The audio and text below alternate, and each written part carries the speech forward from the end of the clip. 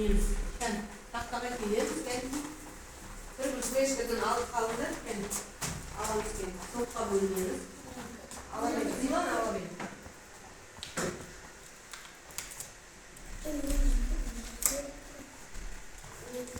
Oturamız. Alman uçlar tabii oturamız.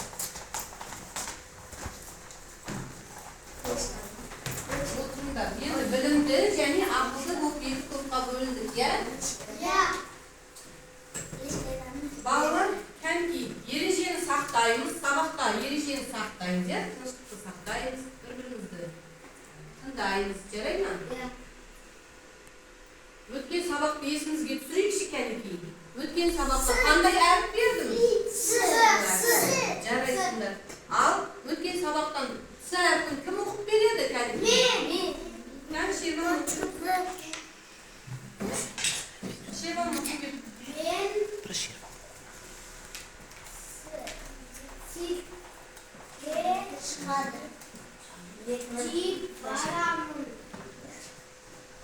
Olsun.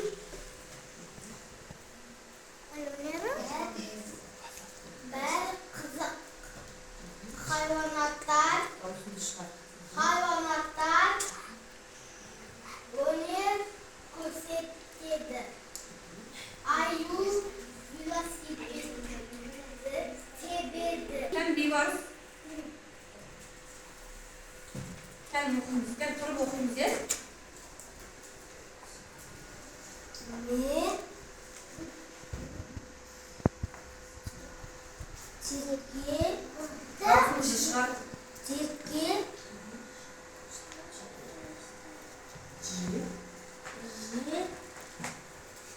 Baramın.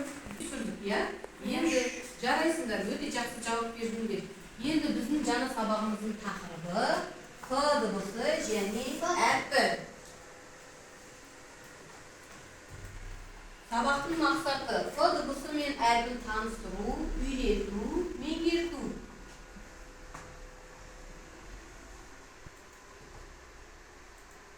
Кен балалар, тақтаға қараймыз.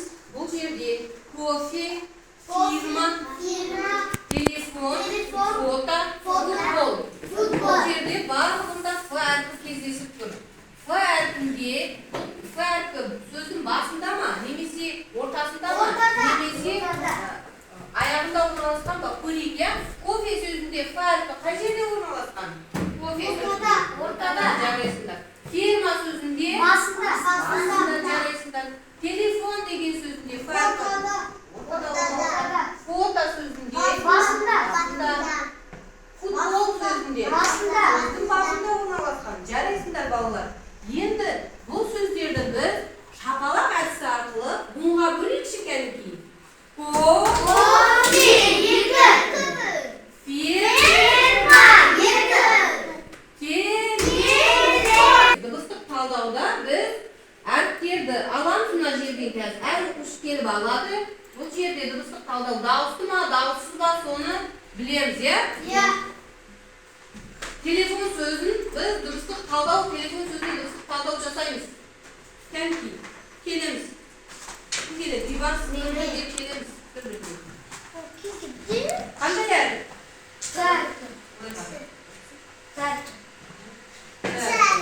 Қандай дыбыс ол?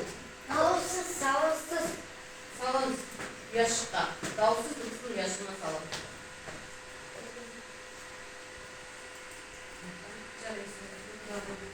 Келеміз, Яна. Яна. Жарайсың. Қандай дыбыс? Дауысты. Саламыз ұяшыққа. Асықпаймыз, я? Л әрпі.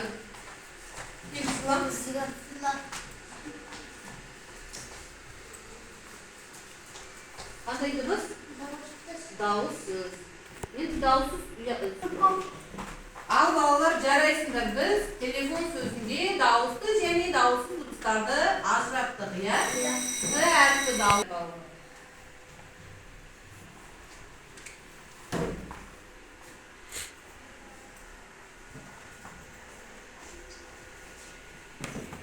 Фирма, фото деген, кафе, факс, телефон деген деген бұл барлығы басқасы денейінген, яғни бұл жерде көбінесе орыс тілінен енген сөздер.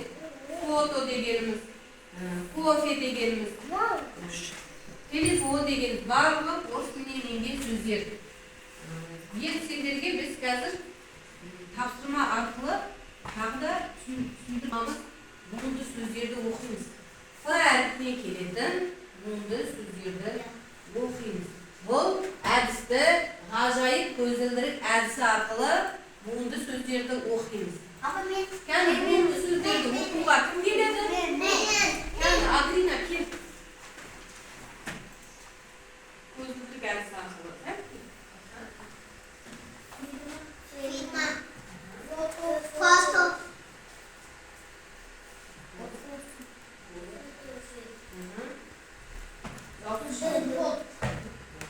Дауыс шығарамыз. Отырыңдар, бірдеңе шығамыз. Кел жасқына.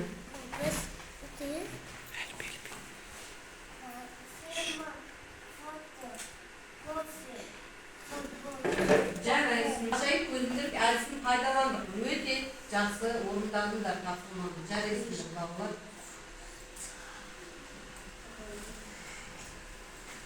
Бізде келесі тапсырма жазылым. Біз дәптерімізді ашамыз, қаламымызды аламыз, әдемі етіп жазуды жазамыз.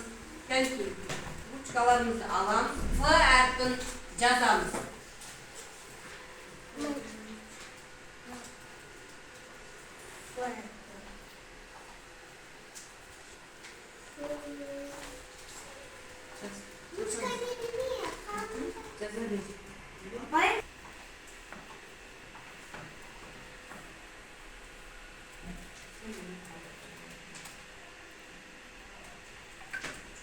Жазып болдық па, кәнекей?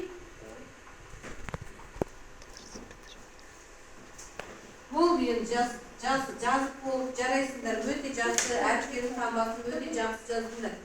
Кәнекей енді сәл сергіп алайық, я? Кәнекей ручкамызды қоямыз. Кәнекей бір алдында тұрамыз, кәнекей. Сергіп өз сәтін өткізейіз, кәнекей.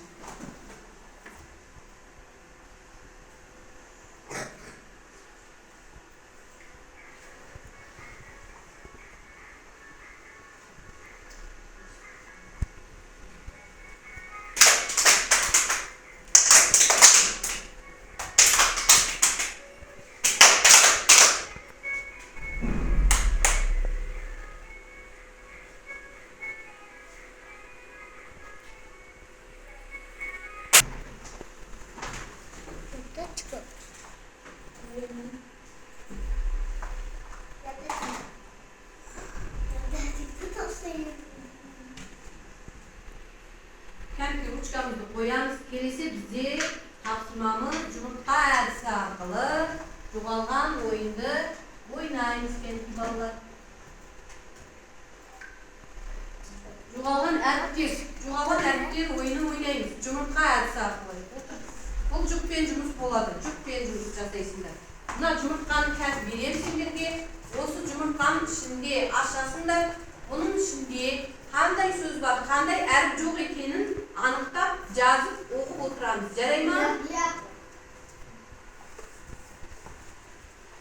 Жүктікпен жұмыс жасайсыңдар. Ашамыз жұмыртқаны.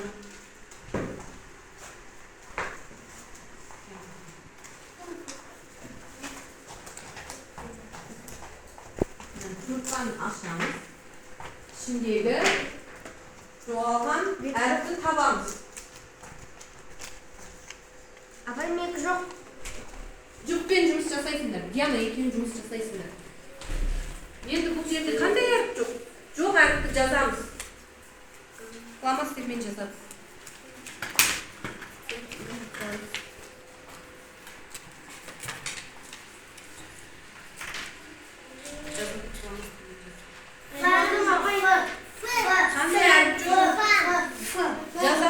Жазамыз, содан кейін дайын болған кезде жауап береміз. Қолды көтеріп жауап береміз. Жарай ма?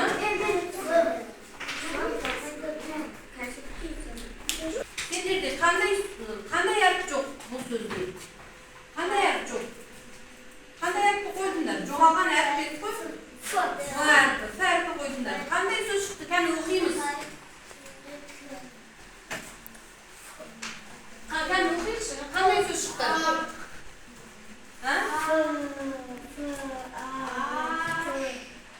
Сендерге қандай сөз шықты? Кәні тұрып жауап береміз. Футбол шықты. Кәні тұрып жауап береміз. Зиман, жүкпен тұрып жауап береміз. Бұл жұптық жұмыс қой. Кәні ұстаймыз. Қандай әріп қойдың аяқа? Жоғалған әріпті таптың ба? Қандай әріп қойдың? Қандай сөз шықты?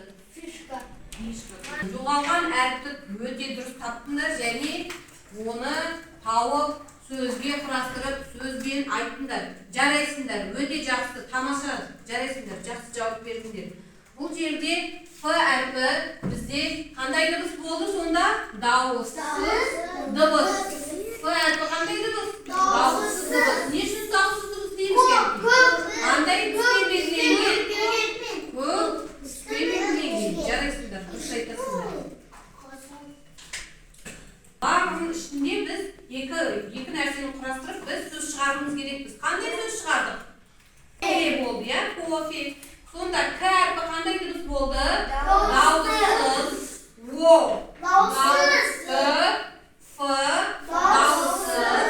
Е. Дауысты дыбыс болды, иә? Кофе. Фирма.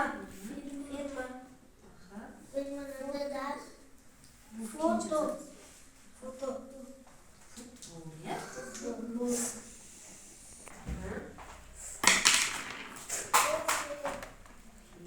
Фирма. Футбол. Отыра ғой, балалар кәдімгі отыршы. Жарайсыңдар. Үйде оқыған кезде буынға бөліп айтамыз. Екі буынға бөліп айтамыз, иә? Оны жаңа ғана айттық. Енді соның астындағы Ф әрпіне байланысты бізде не берілген? Тапсырма берілген ғой. Бізде бұл жерде 10 таңбалы цифрлы, әрекетті цифрлы, керек санды бассаң, сен сөйлесең достарыңмен. Бұны біз үйде жаттаймыз. Түсінікті ма? Кім айтады? Қандай әріп? Ф әрпі туралы. Ф әрпі. Ц әрпіміз өткен сабақ. Ф әрпін өткен. Ф әрпі қандай дыбыс деді? Дауыссыз. Дауыссыз дыбыс. Жарайсыңдар балалар.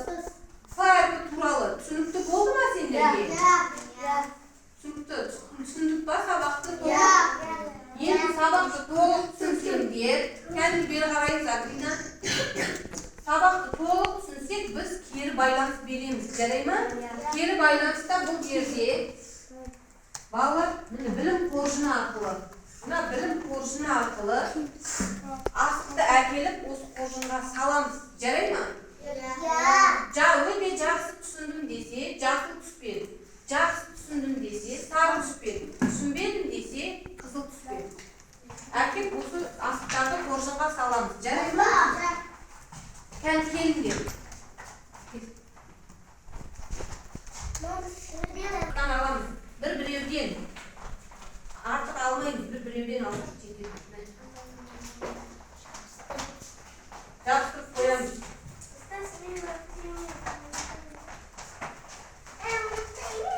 Жабыстырып қойсайын, кән жүріңдер. Жабыстырайық. Кән жабыстырып қойғанда оқушылар отырыңдар. Жабыстырған оқушылар отырамыз.